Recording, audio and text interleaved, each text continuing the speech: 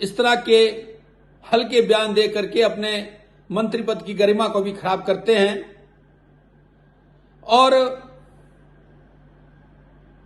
मैं चुनौती देता हूं आपको कि अगर आपको इस देश में यह आपातकाल नजर आ रहा है, यह इमरजेंसी नजर आ रही है, तो फिर से कह रहा हूं कि सब विपक्ष जिस तरह से 77 में हम लोग एक झंडे के नीचे आकर के एक सिंबल से चुनाव लड़े थे,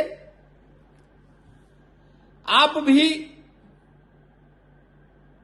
एक सिंबल के नीचे आकर के चुनाव लड़ करके दिखाओ।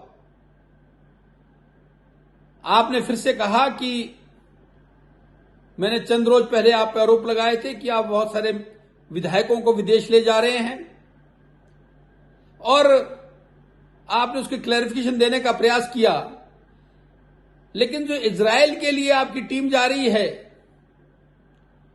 आपने उसमें टीम का जो मोटिव है वो आपने कहा है कि आप ब्राजील जा रहे हैं और ब्राजील में भी जो उसका मार्केटिंग यार्ड है उसका ट्रांसपोर्ट मैनेजमेंट देखने के लिए जा रहे हैं। आदरणीय जगत सिंह जी, ब्राजील आप जाते, लेकिन अगर आपने कोई एकेडमिक टूर करना था तो वहां के पशुधन को देखते तो समझ आता था। और अगर आपने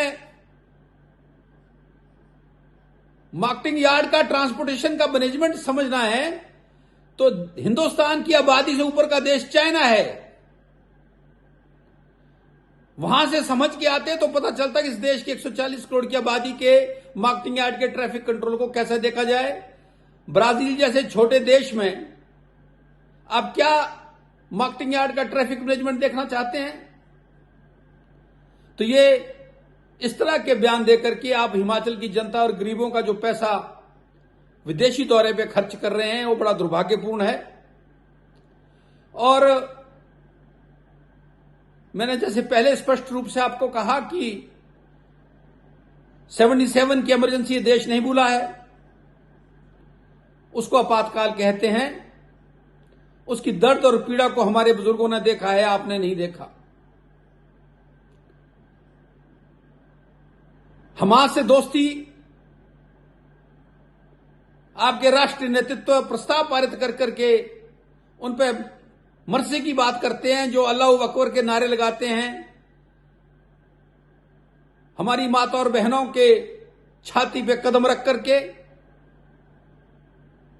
और हमास वो है जो कश्मीर में टेररिज्म को सपोर्ट करता है, देश में टेररिज्म को सपोर्ट करता है। तो आप स्पष्ट करें कि आप कश्मीर और देश के टेररिज्म के साथ हैं। और ईडी और सीबीआई की बात करते हैं।